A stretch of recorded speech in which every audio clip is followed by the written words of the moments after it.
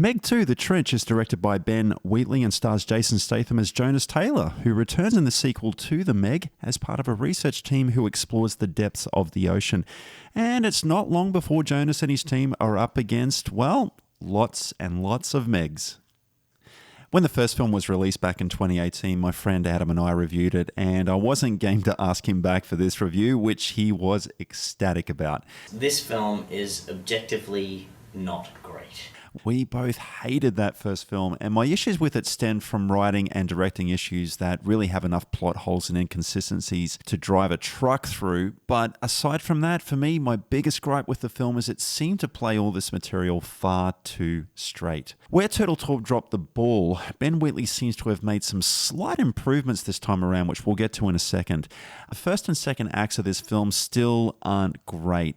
The characterization here isn't much beyond a rough outline on paper for nearly everyone on screen, and almost at times it borders into racial stereotypes. This was a bad idea. There's several laugh-out-loud moments of clunky dialogue that Statham, Curtis and Kai have to get through. And as great as these performers are naturally, they navigate through these rough waters early on as best as they can. But along with a needless subplot involving a double agent on the team and a bad guy and a mining operation, there's some shaky CGI from time to time as well. There just wasn't much here that I found interesting. That is until we got to the third act.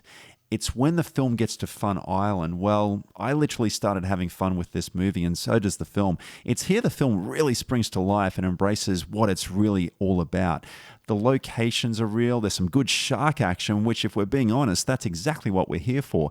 Where Turtle Talk in the first movie directly ripped off sequences and ideas from Jaws that I really hated, Wheatley seems to have learnt from this lesson and instead plays subtle homage, which works so much better. I counted roughly 4 fun references to Jaws across from all the films, actually.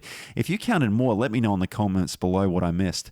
The Meg 2 is saved by a fun third act, guys, that really finally embraces its roots. And if you can make it past the slog of a first and second act, you should have a pretty good time with it. It's not a deep intellectual watch, it's just a fun shark movie. And like having fast food from time to time in our diet, sometimes it's okay.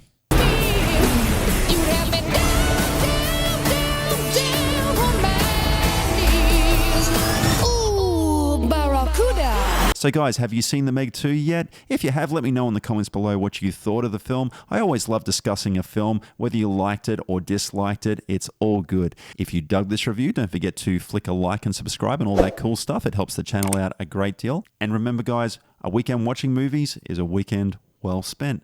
Thanks for watching.